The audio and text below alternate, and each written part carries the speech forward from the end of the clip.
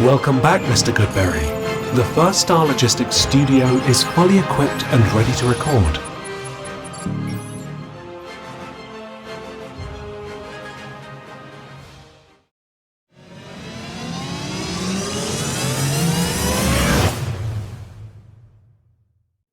The 2023 season is about to kick off. Your Cincinnati Bengals take on the Cleveland Browns this Sunday at 1 p.m. Man, can't wait. It's been a long offseason. It felt like it's longer than normal. I think it's losing the Super Bowl and then the AFC Championship game. It just makes you want to get to this point again. You want to just, not even to this point, you want to get back to January again. You want to get to that same spot and take another crack at it. And it just doesn't work that way. You got to go through the whole season again. This is Bengals on the Brain. I'm Joe Goodray. The show is presented by First Star Logistics. And by the way, First Star is giving out 3 signed Jamar Chase helmets. And there's a link in the description below. You've got until Sunday, until kickoff time to enter. And there's a lot of ways to enter just by watching this, hitting the click and liking and subscribing and all those things. You're going to be able to enter into this giveaway. You got a good chance. This isn't like a giveaway where there's 100,000 people entering this thing. It's the viewers here. It's the people that follow us on Twitter and all the social media handles. Just you guys. So get in there. Make sure you get involved. And if you win, let me know. I'd like to negotiate that thing from you. No, not really. I do have helmets all in the background. I don't know if you guys noticed. New background here. I worked on this past week to switch it up a little bit for the season, getting ready. And, as I was opening this dialogue, I didn't know where I was going to go. But then when I started talking about getting back to January, it reminded me of, as you know, if you watch the intro, I live in Western New York. So I pay attention to the Bills pretty often. And the Bills have been Super Bowl favorites, at least in the top 5 for the last 3 years or so. And when they lost the AFC Championship game to the Chiefs, no, it was the divisional game. That was 2021, the year the Bengals went. When they lost that division back and forth, 13 seconds left, they had a very long offseason trying to get back to that point. As unfair as that is, it's a focus. You want to get back there. You want to get in. What it did is they kind of overlooked some of the early parts of their schedule, and they kind of overlooked some of the teams they should have beaten earlier in the year. I'm thinking of that Jaguars game where it was 6-3 or 9-6, something absolutely ridiculous that they lost. But their focus was getting the first seed so they didn't have to play in KC and getting back to that point. And being so focused on that they dropped games they shouldn't have dropped, that they probably didn't take serious enough. And made me think about this season and starting it off. And it's a good thing you've got 2 division opponents right away, because you got to take it seriously. You take every division game seriously, especially in the AFC North. But are there some games here where you could have your focus on the future and getting that 1 seed and getting back to January? And how does that affect you? Can you keep it together as an experienced young team in the Cincinnati Bengals in 2023? Something we'll have to watch as the season goes. But we're going to look a little bit into the Cleveland Browns game, of course, the opener. We also have a couple roster moves from the Bengals, and we'll break that down. And hopefully, by the time this show airs, we'll have some contract news or extension news. And if there is, I'll clip it in now. Breaking news as quarterback Joe Burrow and the Cincinnati Bengals have agreed to terms on an extension. Multiple sources now reporting and confirming it is a 5-year, $275 million deal with $219 million of that guaranteed. This makes Joe Burrow the highest paid player in NFL history. It's a large contract, but with 2 years remaining on his current deal, 2 years at $41 million, this makes it a 7-year deal worth $316 million. Instead of the average being $55 million a year, it is $45 million a year, which helps your cap hit, and which is why we said you'd like to get this done before the season started. Teams don't normally negotiate once the week 1 hits, so there was like a deadline sitting here that they wanted to get it done before Saturday night. They worked it out, finished it, and hammered it home tonight. And the Bengals don't have to worry about their quarterback for another 7 years now. unless we're a few years away and they need an extension and a rework, as it happens very often in the NFL these days. But it's good news. It's good news for Bengals fans. We can put that behind us. We can rest easy. We can worry about Sunday. And maybe with 48 hours to go, the Bengals turn their attention to T. Higgins, who enters his last year of his rookie deal. Will they extend him? Can they extend him? Was this all part of the plan? We will find out. I'm Joe Good. We're into the news break. Let's head to the news. The Bengals news this week as they made a couple moves to their practice squad, releasing linebacker Tyler Murray and adding outside linebacker / edge rusher Garrett Nelson. He was from Nebraska, went undrafted, signed with the Miami Dolphins. He did have a sack this preseason. He looks like a bit of a tweener, and it's interesting they didn't keep Owen Carney as an edge rusher and then had Murray, and then so that maybe they see this guy as a quasi linebacker edge rusher, maybe just a multi-tool guy that they can develop on the practice squad and see where that ends up. The other move is signing tight end Zach Gentry, the former 5th-round pick of the Pittsburgh Steelers out of Michigan in 2019. 6'8", 265 pounds, just massive body. He's a blocker, and he's been a big-time blocker for the Steelers the last 2 years. He has 1,100 snaps in his career, but 1,000 of them just in blocking. And over the last 2 years, just playing major amounts of snaps. I think he was 5th most in the entire NFL at tight end for run block snaps. Sports Info Solutions had him as 1 missed block. PFF wasn't as high. He's in the mid 60s throughout his 4 years in terms of run blocking, but I think his highlights definitely show what he's capable of doing. And they add him to the practice squad. To me, he looks like a Drew Sample, very similar prospect too from that draft class. Sample should have been a 5th, 6th rounder. Gentry was. And I think the expectations for what kind of player he could be, if you wanted to set them there, would be a Drew Sample type of guy. So maybe he's the backup to that because they really don't have anyone else. We talked about this, I think, a couple weeks ago. We were talking about the tight end depth and where it's at. They really don't have another big Y tight end. Gentry gives them that, and we're going to look at the tape. All right, I've got some Zach Gentry blocking highlights here for you. He's number 81 for the ugly Pittsburgh Steelers. Let's highlight him and circle him for you. As he comes across on this block, has to take on the other side defensive end, hit him, wash him out, drive him down. Big run to that side. A lot of move blocking, even though he's not a great athlete. Here he is with Shaq Barrett, who's a good pass rusher, good defensive end, and he washes him inside. So you see the size and the strength definitely with Gentry. And there he is down blocking on a D end. And that's basically what you want to do with a guy when you have a guy that big and that strong. The Bengals try to do this with Drew Sample as well. Here he is taking 91, defensive end. He's just going to level him, drive him inside, and then eventually pancake him. So that's a big-time block there. This is an effort play as he gets out in space against Chidobe Awuzie. And, yeah, the pass is incomplete, but, man, he doesn't stop there. He throws Awuzie out of the club completely and flattens him on his back. Here's a Cam Sample as the D end at 96 there, gets up on him, blocks him, seals him off on the edge. You got to be able to do that if you're a Y-type tight end. And final play here is more power. I think that's Wyatt Ray, 93, blows him inside to his double team. And then he's got to get up and get in front of Logan Wilson. Wilson does a good job undercutting and being a better athlete than Zach Gentry is and making the tackle. So something to be aware of.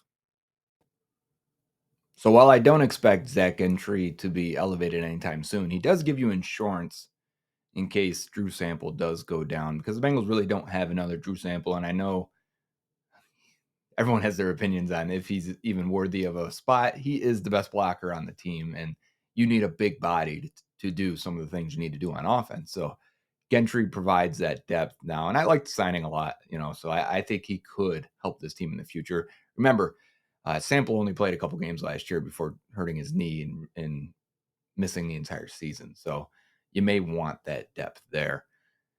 The other news this week is practice news. And hopefully there's more news, but as of now, Joe Burrow has practiced both days fully, and it looks like everyone is back, and it looks like everyone is healthy except for Joseph Osai. Remember, La'el Collins is still on the PUP list, so we've got weeks before we can even discuss him again. So it's just Joseph Osai, and it sounds like he may be progressing a little bit better than expected. Uh, at this point, he's definitely out week 1, it seems, unless some miracle happens. I expect that means Miles Murphy gets a lot more snaps, and a lot more meaning he could have been 0, he could have been inactive, to now getting 5 to 10 snaps or so. We'll see how it goes. But that means Chidobe Awuzie will play and start. We'll see if he plays every snap. I don't know where his conditioning's at. He's been practicing on the side. He's been going through walkthroughs. He's been doing one-on-ones, practicing fully now for about 2.5 weeks. Good to see that. He's been cleared. Zach Taylor said he will play. Looks like we're expecting everyone to go but Osai. So that leaves only the questions of how much Awuzie will play and who replaces Osai on that defense in that nickel defensive tackle pass rush role. Could that be Cam Sample? Could you get Miles Murphy in there? Do you just use a defensive tackle instead this week? The other question is now, they had to do a depth chart before week 1. There really wasn't any changes. Maybe the story here is that they could have made changes. This would have been the opportunity to move some guys around. Travion Williams missing the entire preseason is reinserted as the number 2 back. Does that mean he's your third down passing game back? That's probably a question that we'll decide. Maybe not decide. I guess we'll get answers on Sunday, and we'll see how everyone else does. Well, that's something we'll definitely evaluate and look back on. I can't wait to have actual footage to talk about. Right now, it feels like you're just, gearing up and getting ready for this game. And let's dive into this game a little bit more since Bengals Browns. It's been a bit of a rough go for the Bengals. You can say that. I think that's fair. I mean, from the Halloween game last year where it felt like a nightmare, I think they were 4-4 after that one. Chidobe Awuzie goes down. It's like you lose to the Browns again. You can't block them again. You can't get anything going on offense again. The Bengals have beaten them just one time in the Burrow era, where it was the last time they played, and it was Deshaun Watson's, I want to say, second game playing, and he was absolutely horrible. The Bengals did whatever they wanted on offense. They handled Deshaun Watson easily on defense. It was one of the more dominant games the Bengals played, and that was the last game. And yet that doesn't still feel like the freshest game. It still feels like the Bengals still have a hurdle to cross here, something to prove. Feels that way. Uh, Maybe that's just perception, but we'll see how they come out and how they handle this. They're what I want to say is they're a quick passing offense. And I rewatched this Halloween game from last year, and the Bengals wanted to come out quick pass, and they wanted to pass the ball all the way down the field. And the Browns were ready for it. They knew they were trying to neutralize their pass rush, and Garrett gets in front, tips the ball. They're sitting on everything short, and it's just very quickly that game got away from them, and they couldn't handle all the play action and under center stuff and the run game on defense, and they couldn't really ever get a chance to toy with Jacoby Brissett. And then I watched the second game, later in the year, the Watson game, and it was the exact opposite. The Bengals were balanced on offense. They could do whatever they want. They took deep shots. They set up deep shots with that Trenton Irwin flea flicker. They kept having Irwin climb up and get to that safety, and run plays. And then, boom, they give it to Mixon. Mixon flips it back. That safety bites on it, tries to get off Irwin. Irwin scores in a touchdown. So on offense, they could do whatever they wanted. Burrow had a tremendous game that week. And on defense, they were toying with Deshaun Watson. So what do we see? Is it game script dependent? Meaning if the Bengals get down and they have to throw the ball, can the offensive line protect? You still would I talked about this on the previous episode, but if you don't watch that, I think everyone would take Garrett and Zadarius Smith as leaders in that matchup at the tackle position, even though the Bengals have upgraded with Jonah Williams and Orlando Brown. You would still take those pass rushers. And then they added Shelby Harris at defensive tackle, and that should help their run defense. So maybe that makes it harder for you to stay a little more balanced on offense. And then you have to at least consider how the Bengals have started the past 2 years. A bit rocky, slow, not really understanding what they were on offense, and forcing maybe the run game a little bit too much. you can't force the run game if you're getting 3.5, 4 yards per carry. It's not going to last. And so are we going to see, we haven't had Burrow, so let's lean on the run game. We haven't had Burrow, so let's keep everything short. Or do they come out and let it rip and sling it all over the field when they have the ball? And I feel like mentality-wise, that's where they want to be. Everything has to work, though, right? You've got to be able to protect up front. The timing with Burrow and the receivers and the O-line has to be in sync. Is it there yet? Will it be there in week 1 in Cleveland where you're away? I mean, you can't hear the snap count, and I'm sure that place is going to be rocking. Yeah, I'm sure the dog pound's going to be crazy. Having said that, from this summer, it looks like Jamar Chase is about to enter rarefied air. I know he's already a top 5 receiver for pretty much everyone, but he looks like he got even better. He looks like his route running is even better. He looks stronger. He looks faster. If there is a way, I guess when you're more technically sound, cleaner in and out of breaks and cuts, you look faster. You look stronger. If he's that dude this year, man, I mean, he's been amazing through 2 years, but to think that there's another level. Joe Mixon should be fresh. If you're going to lean on Mixon at any point, maybe this is one of the games early in the season. Are they new enough on offense? Can they do enough? Will they show more motion? Will they do more play action in RPOs? I think we will see that stuff. I don't know about motion, but I definitely do think we'll see more play action in RPOs. Be something we will focus on in our reviews of the games. I expect the Bengals are able to put up at least 25 in this game. You'd like to get to 30.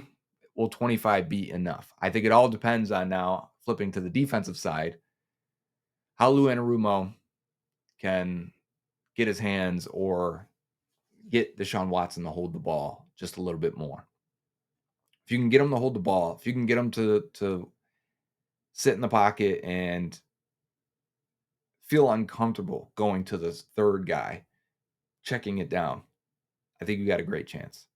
And the way the Bengals force quarterbacks to hold the ball a little bit longer than normal, I think this plays into their hand. And that's why I mentioned game script. Now, game script, if you don't know, because this is something I've talked about for years, game script, if you don't know, is when you're ahead in the game, you can do a lot more things. Your pass rush looks so much better.